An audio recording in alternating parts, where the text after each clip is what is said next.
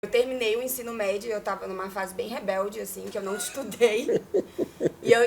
E no Pará existe uma cultura muito forte de se passar em universidade pública.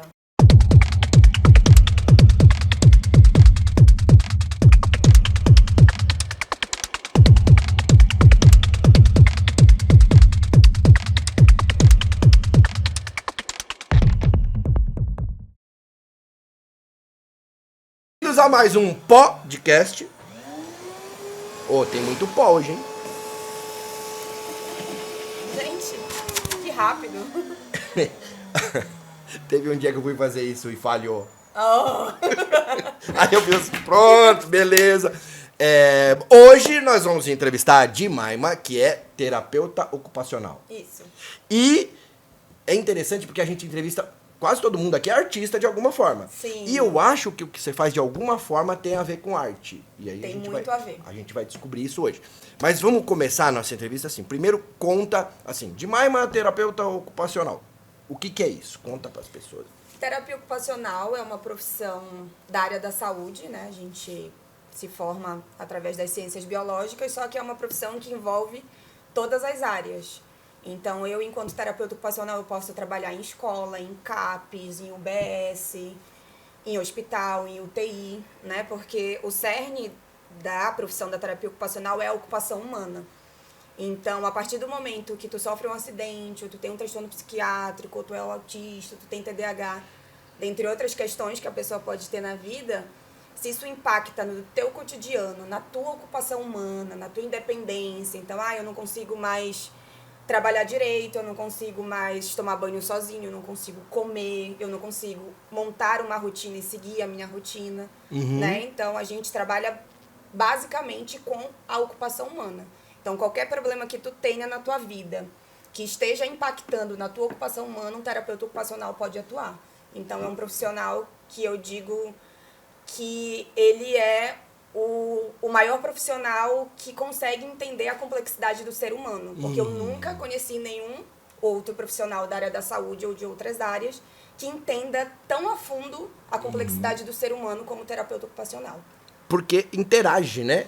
Não é Muito. só alguém que dá um diagnóstico, é alguém que vai convivendo ali e vai achando E vai ferramentas. reabilitando, a gente reabilita a pessoa. E aí, de acordo com o que você vai percebendo, você vai aplicando ferramentas diferentes. Isso, ferramentas diferentes, abordagens diferentes, mas Muito é ocupação humana pura. Então, por exemplo, tu tem a tua oficina e tu sofreu um acidente, tipo, Jemima, agora eu não consigo mais usar um equipamento meu. Eu posso fazer uma adaptação para te usar esse equipamento. Entendi. Eu posso fazer uma análise dessa atividade para te voltar a ter função no teu trabalho. Entendi.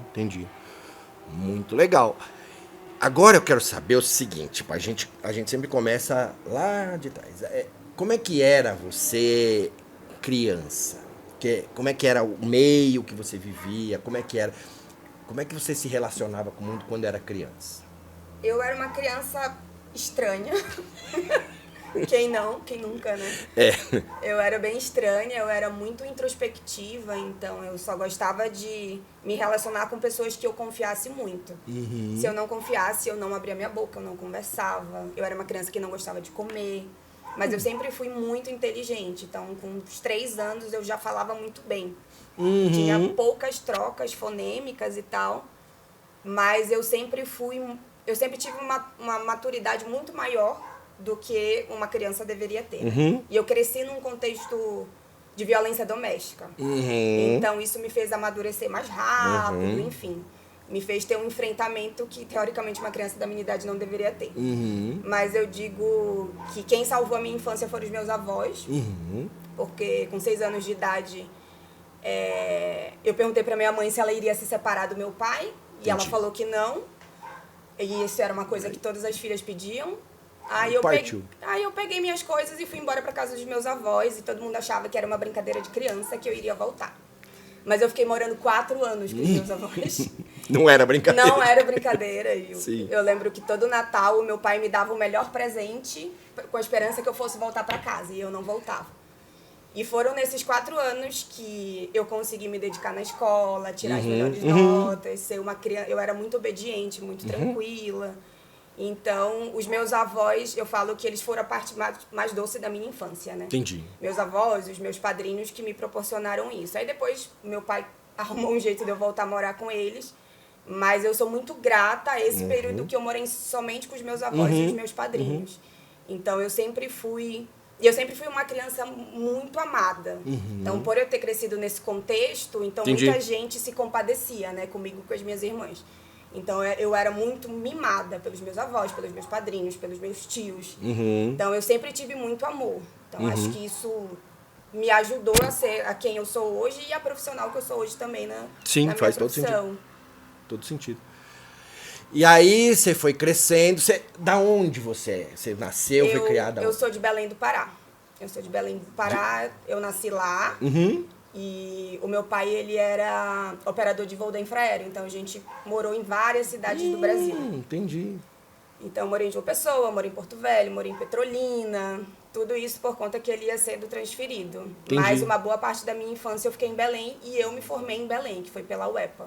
Entendi. Então, tipo, a minha formação foi numa universidade estadual do Pará. Que é da hora. Que, na minha opinião, é a melhor do Brasil. Muito bom, muito bom. Modesta parte. Não, muito bom, muito bom. Eu acho legal isso, de você estudar quando a pessoa vai para uma universidade pública e ela tem essa consciência da importância disso, do que significa. Eu sempre dou ênfase nesse negócio para quem estudou em pública. Eu falo, não, isso aí é muito importante, a necessidade, tudo isso. Mas vamos lá, aí em que momento você descobriu essa parada da terapia ocupacional? Quando você falou, nossa, eu tenho um jeito para isso? É que, na verdade, eu não descobri. É. Eu terminei o ensino médio, eu estava numa fase bem rebelde, assim, que eu não estudei. E no Pará existe uma cultura muito forte de se passar em universidade pública. Quem não passa é burro. Eu tenho... Então todo mundo se mata. No cursinho, no colégio. E eu nem liguei, eu não passei. Aí eu queria muito geologia. Eu não passei, a nota era muito alta, a concorrência muito alta. Eu pensei, então eu vou fazer cursinho. Mas agora eu vou me dedicar. Fiquei 1 ano fazendo cursinho. E quando chegou a hora da inscrição, eu pesquisei sobre os cursos, não sabia exatamente. Não tentei geologia porque eu achava que não ia passar, porque a nota era muito alta e a concorrência também. Já tô vendo a história. Aí eu peguei e tentei sistemas de informações na UFPA, que é a federal de lá, agronomia na UFRA, que é outra federal, e na UEP eu fiquei em dúvida entre TO e pedagogia. E nessa época era inscrição pela internet e a minha mãe que ia fazer. Eu falei, olha mãe, na UEP eu fiquei em dúvida entre esses dois. Pode escolher qualquer um que pra mim tanto faz. Ela falou, tá bom, eu vou escolher, mas eu não quero ter uma filha pedagoga. Tá bom. Aí ela me inscreveu em TO e eu fiquei de boa, mas aí saiu a concorrência de terapia ocupacional. E quando saiu era 50 para uma vaga. E eu fiquei muito brava com a minha mãe, que eu falei, eu tô me matando de estudar 1 ano, eu não vou passar por culpa tua. Ela, claro que tu vai passar, tu passaria até em medicina. Com mãe certeza. É ótimo. Enfim, eu sei que no fim das contas, graças a Deus e aos meus estudos e a minha mãe, eu passei nas 3. Aí também qual que é a concorrência maior, então eu quero essa agora e é eu isso. passei, que eu acho que eu fiquei tão desesperada que eu pensei, mano, eu vou ter que passar. Eu passei nos 3 cursos e a minha nota da federal, eu passava em geologia. É isso que eu ia perguntar agora. Eu passava. A hora que você falou que você não se inscreveu, eu pensei exatamente, eu falei, nossa. Eu passaria, mas graças a Deus eu não me inscrevi porque eu ia escolher geologia e eu ia desistir. Porque geologia é um curso que tu vai pro campo, que tu fica no meio do mato. Isso não é pra mim, eu não dou conta. Então, aí eu passei nos 3 cursos e o primeiro que começou foi TO. E na primeira aula, que foi a professora Danusa, a gente tem uma matéria chamada psicomotricidade, que é dentro de um laboratório, que é uma sala, tipo uma sala de teatro espelhada e tal, que a gente faz várias vivências. E a professora Danusa deu essa primeira aula pra gente. E eu fiquei apaixonada. Eu falei, mano, já era. É isso que eu quero pra minha vida. Aí eu lembro que a minha mãe tava lavando louça e eu fui chorando falar pra ela. Eu falei, mãe, eu quero fazer TO. Ela, mas por que tu tá chorando? Eu falei, não, porque a família do meu pai falou que eu vou ser pobre se eu fizer TO. Eu tenho que fazer sistemas de informações porque dá dinheiro. Nossa. Aí ela falou, mas quem te banca sou eu. Se tu quer fazer TO, tu faz. Vai fazer. Beleza. Aí eu nem liguei. E foi isso, assim. é muito louco, porque eu digo que foi a melhor escolha que a minha mãe fez por mim, né? Porque Sim, foi ela que escolheu. sim. E é coisa de destino, universo, enfim, eu acredito em todas essas coisas. Tá tudo certo. E eu me encontrei, assim, na profissão, porque é um curso que geralmente muita gente tem crise existencial, não sabe se é isso mesmo que quer. E eu sempre fui muito realizada. A única vez que eu pensei realmente se eu iria continuar foi quando eu perdi meu primeiro paciente infantil. No meu estágio de oncologia. Como é que fala? Pesou o clima. Nossa, eu imagino que... Não, deve ser... Um paciente de 8 anos que teve um osteosarcoma, que amputou uma perna, e ele simplesmente morreu. E eu falei, mano, eu não quero lidar com isso, eu não quero ficar perdendo paciente infantil. Aí uma professora minha veio e conversou comigo, ela falou, demais, mas se tu quiser nunca mais trabalhar com criança na tua vida, ou em hospital, tu não vai trabalhar. A gente tem o privilégio de escolher o lugar que a gente vai trabalhar. Sim. Aí também, eu aceitei assim, e continuei. Para cada pessoa que eventualmente você poderia perder, quantas outras você ajudou? Então, Muitas. existe uma questão... Eu tô falando isso porque, para mim, isso é muito importante. Acho que essa possibilidade de saber que você tá ajudando as pessoas, ainda que seja, profissionalmente, eu tô ganhando... Não importa, você faz uma coisa que é útil, eu acho que isso faz uma diferença muito gritante. É muito... eu acho que valoriza muito o que a gente enxerga da gente, né? Então eu acho que... E transforma a gente, né? Sim. Porque... a gente passa a ser isso que a gente vive ali, né? Eu acho importante, sim. Mas aí, então... E como é que você veio parar em São Paulo? Eu terminei, quando eu estava para terminar o curso de TO, eu falei que eu queria fazer residência, né? Que existe a residência multiprofissional. Tem a dos médicos e tem a multiprofissional. E das áreas que eu passei, eu gostei muito de reabilitação física. Então, eu falei, eu quero uma de reabilitação física. Inclusive, um dos estágios tinha uma oficina muito parecida com a tua, porque a gente fazia hortas e cortava as coisas, enfim. E aí, só que só tinha em São Paulo e São José do Rio Preto. E eu decidi sair de Belém porque Belém é uma cidade muito violenta. Com muita violência, com trânsito muito caótico. E eu não conhecia São Paulo. Ah, você achava que lá era caótico? Eu achava que São Não, Paulo... violência talvez não, mas o trânsito caótico. Eu achava que São Paulo era o que o Datena mostrava. Ah, então eu entendi. pensei, Chegou aqui, a surpresa foi boa. Aí eu pensei, eu não vou sair de uma cidade caótica pra outra. Eu vou tentar pra Rio Preto porque eu quero morar no interior. E eu tentei, passei, eu e 2 amigas que se formaram comigo, e nós fomos morar no interior, e foi uma experiência muito boa de SUS, porque São José do Rio Preto é o melhor SUS do Brasil. Então, a experiência que eu tive de SUS lá, provavelmente eu nunca mais vou ter em nenhum outro lugar. Mas, em contrapartida, eu não gostei de morar lá. Porque é uma galera muito conservadora. Eu não ia entrar nesse assunto, já que você falou. E não tem muito a ver com as coisas que eu acredito, que eu defendo. Então, não deu o match, né? E uma amiga tava morando aqui, fazendo residência pelo Einstein. E eu vim conhecer São Paulo. Veio só fazer uma visita e falou, nossa, não é o Datena, não, que legal. Aí, a primeira coisa que eu me apaixonei foi o metrô. Eu falei, mano, o que é isso? Eu sou a louca do metrô. Por que eu me apaixonei por essa mãe? O metrô... Foi o metrô que me conquistou. E eu falei pra ela, amiga, quando eu terminar, eu venho trabalhar aqui. E eu terminei a residência em fevereiro de 2017. Em março eu já tava trabalhando aqui em São Paulo. Nossa, muito bom. E eu tô aqui até hoje. E eu amo São Paulo, lógico, que tem suas questões e tal, principalmente atuais, mas eu digo que eu tenho uma cabeça muito caótica, que combina muito com o caos de São Paulo. Acaba se conciliando. A gente se entende. Eu não consigo ficar muito tempo aqui direto, porque eu preciso de natureza, né? Até pelas minhas raízes. Mas, pra mim, eu nunca saí do Brasil, mas eu digo que é a melhor cidade do mundo, que não tem lugar com uma multiplicidade tão grande de cultura, de arte, isso como é verdade, aqui. É verdade. Então, e eu amo arte, né? Então, verdade. eu consigo ter acesso a muitas coisas por causa de São Paulo. É verdade. E é mesmo isso. Tem uma coisa de você achar um pouco de tudo e conseguir achar coisas de madrugada. Quer dizer, McDonald's é difícil, né? Um pouco. Né? Acha as coisas de madrugada. Quase tudo. Não, a gente foi num show ontem aí. Vamos achar um lugar para comer uma coisa. Terrível. Mas, enfim, São Paulo é muito interessante. Eu acho que, apesar de muita coisa que a gente acaba... A cidade de São Paulo paga um preço muito grande por ser a capital do estado de São Paulo. Isso é um fato. principalmente por ideias, que você estava falando sobre ser conservador. Não sei se a ideia é conservador ou é reativo. Sabe? A pessoa, eu acho que do a pessoa interior... reacionária, a pessoa que é contra e fica o tempo inteiro achando que o progresso é uma coisa ruim. Sabe essas coisas? Sim.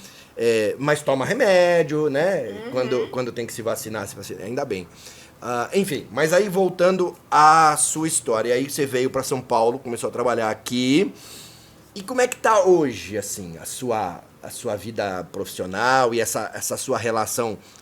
Você falou que gosta muito de natureza, que gosta de arte. Todas essas coisas, de alguma forma, têm a ver com o que você faz. Tem, porque terapia ocupacional envolve muita arte, né? Então a gente se utiliza de muitas ferramentas terapêuticas para trabalhar com os nossos pacientes. E desde a faculdade, muita gente falava pra mim que era pra eu fazer teatro. Só que eu nunca quis, porque eu falava que eu não gostava de... Tipo, eu sou demais, mano, não gosto de fingir que eu sou outra pessoa. Era uma ideia boba, né? Sobre teatro. Mas eu sempre fugi, mas várias pessoas sempre falaram, demais, mas tu tem jeito. Até que esse ano eu comecei a fazer. Né? Eu tô fazendo aula de teatro. Eu sou universalista. E eu frequento um centro universalista chamado Cura-te, que foi o único lugar que eu me encontrei espiritualmente. E lá eles têm uma oficina de teatro e eu comecei a fazer. Então, por causa disso, eu comecei a me identificar também como uma artista, né? Que é a professora Estela, que eu amo de paixão. Ela deu uma aula sobre teatro e espiritualidade e ela fala que todo mundo é artista. É verdade. Só que a gente acha que é só o cara da Globo, só a galera influencer e tal. E aí eu fui assistindo aquela aula e eu fui lembrando das coisas que eu já postei no meu Instagram, as experiências que eu já tive. Eu falei, mano, eu sou artista também. Aí comecei a compartilhar na minha página de arte. Eu falei, eu sou também, e acabou, é verdade, é muito isso mesmo. Tem gente muito legal no teatro. Tem. E tem gente muito chata no teatro. Sim. E uma das coisas que atrapalha o teatro é o pessoal chato do teatro. Que cria essa imagem de que são pessoas super importantes, além da inteligência, além da capacidade. E eu não gosto tem lugar que é rígido, né? E as pessoas se iludem e acabam caindo nisso e depois vive uma vida, de uma certa forma, a pessoa vive uma vida triste, uma vida isolada e não consegue entender por que essas relações se dão e tal. Mas a grande maioria das coisas que a gente tem no teatro, na prática do teatro, são muito positivas, mesmo. Eu acho que teatro, eu não estou defendendo a minha causa não, mas eu acho que o teatro devia ser uma matéria curricular, sabe? As pessoas deviam... Lá na primeira infância, assim, a criança já tinha que começar a entender, começou a entender o outro, tinha que começar a entender... Pra mim, a gente tinha que ter teatro da primeira infância até o ensino médio. Porque aí você teria uma capacidade de perceber o outro, sabe? Enfim. Mas eu fugi da tua pergunta. Desculpa. Não, mas não fugiu, não. Aí. Eu fui tipo teatro. É que as conversas fluem mesmo, tá tudo bem. Aí, o teatro. Você tá fazendo teatro. Sim. E isso te ajuda no seu trampo? Ajuda, porque eu fui muitos anos do SUS, né? Desde a UEPA, a minha residência. Eu trabalhei, se for somar, desde da minha formação enquanto TO. Até poucos anos atrás, eu fiquei mais de 10 anos só no SUS. E eu sou apaixonada pelo SUS. Só que na pandemia, o SUS me sugou, assim. Eu adoeci, eu tive burnout, foi um caos, porque eu não parei de trabalhar. Eu parei quando eu tive Covid. Aí eu comecei um movimento, né, de trabalhar assim, em terapia, que já era o momento de eu sair do SUS, porque estava me consumindo muito emocionalmente. Sim. Aí um grande amigo meu virou coordenador de TO numa clínica multiprofissional particular daqui de São Paulo e me chamou para trabalhar com ele. Aí você falou, é nóis, vambora. Aí eu pensei, eu confio nele, então eu vou. Aí eu fui, fiquei um tempo com ele, depois fui para outras clínicas, não gostei muito de como funcionava. E quando foi em fevereiro de 2024, eu entrei na clínica que eu trabalho hoje em dia. Não sei se pode falar o nome. Pode. Que o nome é Letícia Segretti, que é o nome da dona da clínica.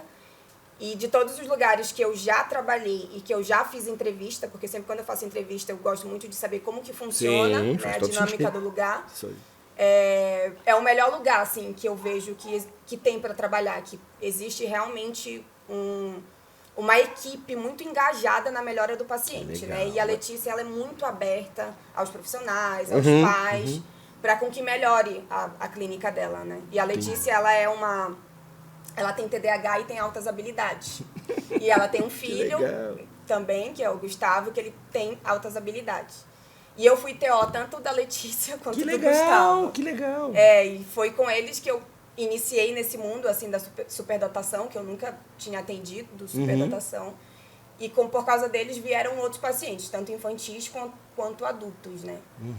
E eu comecei a meio que me enxergar em algumas coisas que eles tinham, mas eu sempre pensei que eu não teria porque eu não sei fazer conta, eu tenho dificuldade com matemática. Tipo, eu sou muito boa em muitas coisas, mas matemática é o meu calo, assim. Aí eu pensava, não tem nada a ver, eu não sei fazer conta. Mas até que, tipo, acho que tem uns 2 meses atrás, eu vi um vídeo do Whindersson Nunes falando sobre o diagnóstico dele de altas habilidades. E ele fala, né, como foi esse processo da internação e não sei o quê. E ele fala como que ele é, e nananã. Aí você falou, não. Gente do céu, eu acho que sou eu. Eu não tenho a questão dos vícios, né? Acho que meu vício é em açúcar, que eu sou muito viciada em açúcar. Mas o restante, tipo, eu não bebo, não fumo, não, esses vícios eu não tenho. Mas eu sou muito impulsiva. Sim. Dependendo, eu tenho de alguma hiperfoco. forma isso se manifesta. E o Instagram, né, sabe como é que é? Tu assiste uma coisa sobre um tema, ele vai começar a te bombardear de outros. Sim. E eu comecei a ver outros vídeos de adultos e de mulheres com altas habilidades. Eu pensei, mano, eu acho que eu tenho altas habilidades. Que bom, né? Contanto que foi uma coisa que eu comentei, né, no vídeo do Bruno contigo. E aí eu fiquei nessa dúvida e eu conversei com a Letícia, que ela é neuropsicóloga. Né? Inclusive é a melhor neuropsicóloga que eu conheço.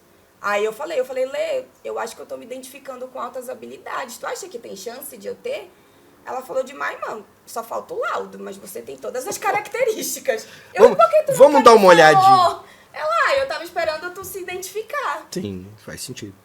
Mas isso é legal pra você?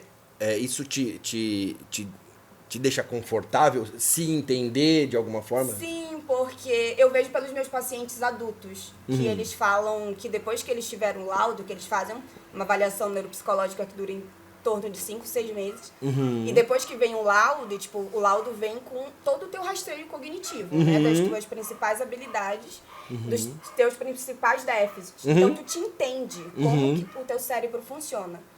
E todos eles trazem o mesmo discurso que eles se perdoaram por causa do diagnóstico, entendeu? Porque eles sempre foram muito... E eu também fui muito julgada desde criança. Sim, então, sim. eu tive seletividade alimentar, eu sou muito rígida, mas eu era muito mais rígida.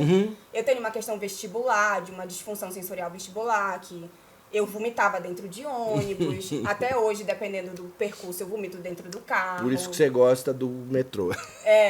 Exatamente. O metrô não me faz eu passar mal. Então, eu tenho a questão visual, eu pareço uma vampira. Eu tenho um tempo para conseguir ter exposição à luz. Então, são vários problemas, né, que a gente tem e que muita gente, principalmente da nossa família, julga. Que a gente a hora que você encaixa... E daí, quando encaixa no diagnóstico, realmente faz todo sentido. Essa ideia que você falou de se perdoa, de tirar a culpa de você, muito importante. É muito importante, porque a gente se culpa, né? Desde criança, Sim. E eu sempre fui uma criança, porque a Jemima é muito chata, ela é birrenta, tudo ela faz um escândalo.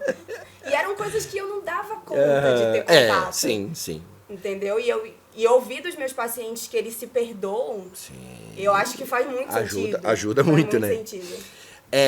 Me fala uma coisa, para falar do futuro, como é que você imagina que seria dentro da sua área ou não, mas como que você imagina um futuro que seria da hora, que você ia falar, nossa, adoro, eu acho que isso aqui seria o ideal e... É pra você poder sonhar à vontade, é um minutinho de sonho. Eu sou muito sonhadora e realizo geralmente rápido meus sonhos. Mas desde que eu comecei a fazer teatro, ele me deu uma liberdade de dedicar tempo para outras coisas além da profissão, né? Porque eu sempre estudei muito a minha profissão e deixava de lado os hobbies. Eu era uma mulher que não tinha hobby. Então, acho que uma Jemima do futuro de sucesso é eu me dedicando tanto à minha profissão, mas também para coisas que eu amo, que é a dança, que é o teatro, Eu tenho muita vontade de seguir carreira política, então... Que legal. Alguns partidos já flertaram comigo, só que eu nunca tive saúde mental para seguir. Né? Precisa estar muito bem, é verdade. Sim, e eu tenho uma veia política muito forte, então... Eu tenho certeza que eu vou ser uma grande artista plástica, que eu vou fazer sucesso, que eu vou ter uma clínica que vai virar vai abrir uma rede nacional, que vão ser várias unidades, porque eu já tenho ela toda montada na minha cabeça. Muito legal. E eu tenho certeza também que eu vou seguir carreira política e que eu vou ser uma mulher muito foda, assim, que vai inspirar muitas mulheres na política a entrar na carreira política. Porque sempre que eu frequento esses lugares, que eu já fui delegada do meu conselho profissional, sempre que eu frequento esses lugares de ambientes políticos, eu me destaco com muita facilidade. Você percebe que tem uma facilidade. Eu tenho muita facilidade. Muita. Muito legal. Se candidata, vamos ver, de repente a gente vota também, né? Mas aí você pretende se candidatar, se for para seguir, eu não tô zoando, eu tô falando sério. Sim. Aí você pretende seguir uma carreira política em São Paulo? Sim, em São Paulo e, quem sabe, para Brasília, né? Um cargo que eu vá para Brasília. Estamos precisando, né? Você percebe que tá difícil. Sim. Mas, enfim. Agora, os quadros do nosso programa. Primeira coisa que você vai contar conta um segredo. Um segredo? Sobre terapia. Psicoterapia ou análise com psicanalista, enfim. O que a pessoa preferir. Eu digo para os meus pacientes que quando a gente vai fazer terapia é que nem um relacionamento amoroso. Tem que ter um match. Se tu faz 1, 2, 3 sessões, tu não gosta daquela pessoa, a energia não bate, troca. Porque muita gente tem a ilusão que, porque ele é ruim, eu não vou mais fazer com ninguém. Né? Então, gente, pode ser um relacionamento de amizade, um relacionamento amoroso, não dá certo e a gente se afasta, né? Então, pra mim, acho que se todo mundo seguisse esse conselho desse segredo, muitas pessoas faziam terapia e cuidavam da sua cabeça, né? Então, não deu match, é só mudar, que uma hora vai dar. Muito bem. Você fez isso? Fiz. E hoje em dia Pode falar dela? Se você quiser, claro. Eu tô com uma psicanalista maravilhosa chamada Joyce Bert, que inclusive ela é famosa. Tu conhece? Não, mas eu achei legal isso, ela é famosa. Isso ajuda? É porque eu era fã dela há muitos anos. Nossa, ajuda. E eu sempre achava que eu não podia pagar. Entendi. Aí até que um dia ela postou um vídeo, deixa eu ver, né? E aí descobriu que nem era nada demais. Aí eu pedi pra ela ela mandou o contato dela, ela me ligou, ela falou, gente, eu consigo pagar. É nóis, então. Aí eu comecei, acho que não tem nem 3 meses que eu tô com a Joyce e ela tem mudado a minha vida, né? Porque legal. Eu tava com um psicanalista homem, mas eu tava sentindo falta de uma visão feminina de mim. E agora ela que me atende, ela tem a energia de um Buda. E eu não sou um Buda, né? Eu sou do embate, a Joyce é da paz. Então ela tem me equilibrado muito, tanto mentalmente quanto espiritualmente. Então eu tenho certeza que a gente ainda tem uma longa carreira aí juntas. Muito bom, muito bom. E eu espero que todos tenham uma Joyce Bert. Pode falar pra ela vir dar entrevista aqui, a gente vai fazer uma entrevista. Ai, tu vai amar, ela é incrível. Não, se ela quiser, né? Ela sabe falar sobre tudo. Que ela legal. É arquiteta, ela é psicanalista, meu Deus. Ela é intelectual feminista, ela tem vários livros. Ela legal, muito legal. Mas aí ela também vai estar ocupada. Não, ela vai não, ela vem. E aí, manda um recado. Pode ser um recado mal educado ou não, pode, mas não precisa falar o nome de ninguém. Manda um recado. Você olha ali e fala assim, olha. E aí, pode ser um recado bonzinho também, se você quiser, tanto faz. Não precisa dar nomes. Não, fica à vontade para não falar. Recado para uma pessoa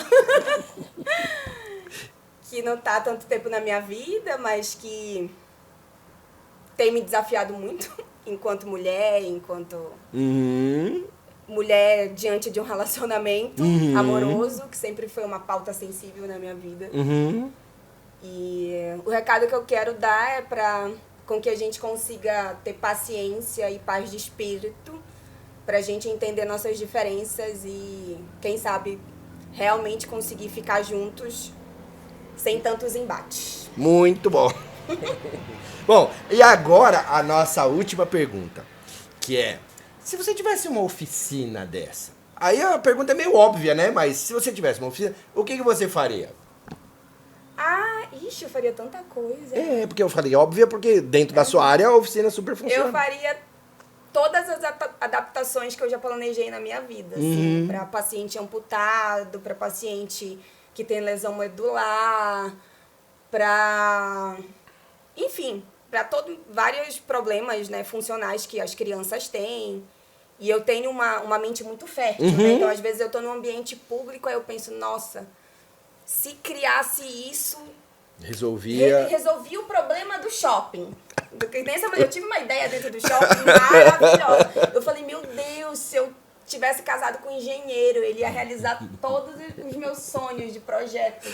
Que eu vou num lugar e eu penso, nossa, precisa, sei lá, de uma porta desse jeito. Esse banheiro tá errado. Eu fico analisando funcionalmente os lugares. E aí, eu tenho muitas ideias. Então, um dia eu vou ter, inclusive, uma oficina eu acho, que eu vou produzir as minhas adaptações, as minhas órteses, as minhas cadeiras de rodas.